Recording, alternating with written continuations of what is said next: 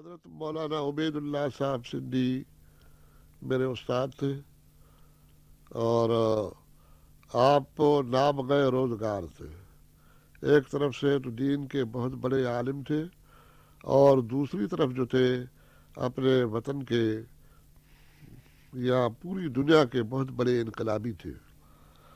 آپ کی زندگی میں عجیب تھی۔ آپ کی پیدائش جو ہوئی وہ ضلع سیالکوٹ میں ایک سکھ گھرانے میں ہوئی۔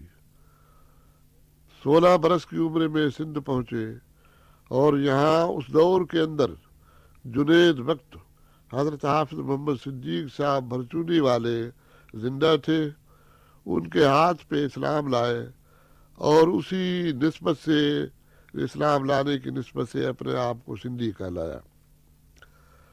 اس کے بعد آپ حضرت حافظ صاحب کے مشورے سے دیوبند چلے گئے۔ 3 برس کی قلیل مدت میں انہوں نے پورے علوم اسلامیہ کو حاصل کیا۔ اس 3 برس کی گویا مدت میں آپ نے فلسفے کے لیے خیر آباد بھی پہنچے، کیونکہ خیر آباد جو ہے پورے ہندوستان میں فلسفے اور منطق کے لحاظ سے بہت بڑا مرکز تھا۔ حضرت مولانا فضرک خیر آبادی معقول کے امام مانے جاتے تھے۔ میں خود مولانا فضرک خیر آبادی کا 2 واسطوں سے میں خود شاگرد ہوں۔ میرے استاد جو تھے علامہ عبد الکریم صاحب سندھی، جنہیں کورائی کہا جاتا ہے، علامہ کورائی۔ کور ایک قصبہ ہے کمبر تعلقے میں، وہاں خلافت کے دور میں ایک مدرسہ قائم ہوا تھا۔ اس میں میرے استاد پڑھاتے تھے، اس نسبت سے علامہ کورائی کہلائے۔ ان کا مقام جو تھا وہ ایسا جیسے کہ مختوم محمد ہاشم گزرے ہیں، مختوم معین گزرے ہیں۔ میں نے پورا علم جو ہے ان سے پڑھا تھا، اور وہ شاگرد تھے علامہ محمد اسماعیل ابڑائی سندھی کے۔ علامہ محمد اسماعیل بڑے معمر تھے۔ انہوں نے 7 برس مولانا فضرک خیر آبادی سے پڑھا، تو اس لحاظ سے گویا میرا بھی تعلق جو ہے وہ خیر آباد سے رہا معقول کے سلسلے میں۔ تو حضرت مولانا نے معقول کی کتابیں خیر آباد میں چند مہینوں میں وہ ختم کر دی، پھر دیوبند میں واپس آ گئے۔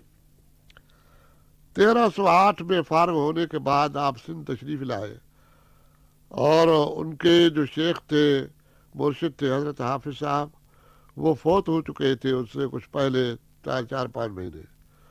وہاں حضرت مولانا تاج محمود امروٹی صاحب، جو حضرت حافظ صاحب کے خلفاء میں سے تھے، وہ آئے ہوئے تھے۔ انہوں نے حضرت مولانا عبید اللہ صاحب کو اپنے گاؤں میں لے آئے امروٹ میں، وہاں ایک مدرسہ قائم کیا۔ 7 برس تک ہمارے استاد مولانا عبید اللہ صاحب سندھی وہاں پڑھاتے رہے۔ اسی اسنا میں یعنی وہ آزادی وطن کے سلسلے میں بھی کام کرتے رہے۔ اس کے بعد پھر پیر جھنڈوں میں آئے، اور پیر جھنڈوں میں کافی عرصہ پڑھایا، لیکن پیر جھنڈوں میں پڑھانے کے زمانے میں انہوں نے حجت اللہ البالغہ اور قرآن مجید جو ہے وہ انقلابی رنگ میں پڑھانا شروع کیا۔ اس کا اثر یہ ہوا کہ یہاں اس خطے کے اندر یعنی انقلاب کے سلسلے میں اور سامراج کے خلاف جیسے ایک آگ لگ جائے، اس طرح لوگوں میں جوش اور جذبہ پیدا ہوا۔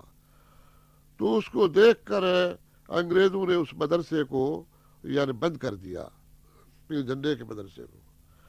حضرت شیخ الہند مولانا محمود الحسن صاحب میرے استاد کے استاد تھے، انہوں نے مولانا صاحب کو دیوبند بلایا۔ اسی طرح وہاں کام کرتے رہے، پھر وہاں سے بھی کچھ اختلافات کی بنا پر دہلی چلے گئے۔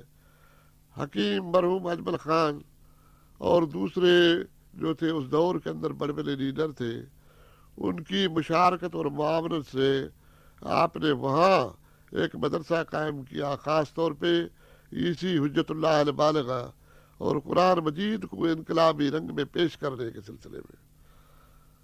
اور آپ نے ایک ایسی تحریک بھی چلائی تھی کہ ایک دن ایسا آنے والا تھا کہ پورے ہندوستان میں بغاوت کی آگ بھڑک اٹھتی تھی، لیکن اس کی خبر پہلے ہی حکومت کو پڑ گئی، اور حکومت کی طرف سے اعلان ہوا کہ مولانا عبید اللہ کو کوئی زندہ پکڑ کر یا اس کو مار کر اس کا جو ہے سر وہ لے آئے تو اس کو اتنے ہزار گویا انعام ملے گا۔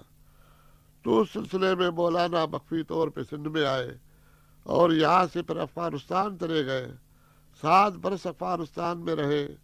افغانستان اور ہندوستان کی انگریزوں کی جو لڑائی ہوئی تھی انہی کے مشورے پر ہوئی تھی، اور افغانستان پھر اس زمانے میں آزاد ہوا۔ اس کے بعد آپ ماسکو چلے گئے، 7 مہینے رشیا میں رہے، پھر ترکی گئے، 4 سال ترکی میں رہے، اور ترکی کے بعد آپ پھر عرب چلے گئے، مکے میں زندگی گزاری۔ لیکن آخری ایام میں آپ یعنی محض اس وجہ سے کہ اپنے افکار کو یہاں کے لوگوں سے وہ متعارف کرانے کے لیے آپ یہاں پہنچے۔ تو اس زمانے میں نے حضرت مولانا سے یعنی جامعہ ملیہ دہلی میں بھی میں نے تعلیم حاصل کی، اسی طرح پیر جھنڈوں میں بھی حضرت مولانا سے میں نے تعلیم حاصل کی۔ جہاں تک ان کے علمی تفوق کا تعلق ہے تو میں نے قرآن مجید کے تفسیر کے سلسلے میں اور قرآن دانی کے سلسلے میں آپ جیسا کوئی عالم نہیں دیکھا۔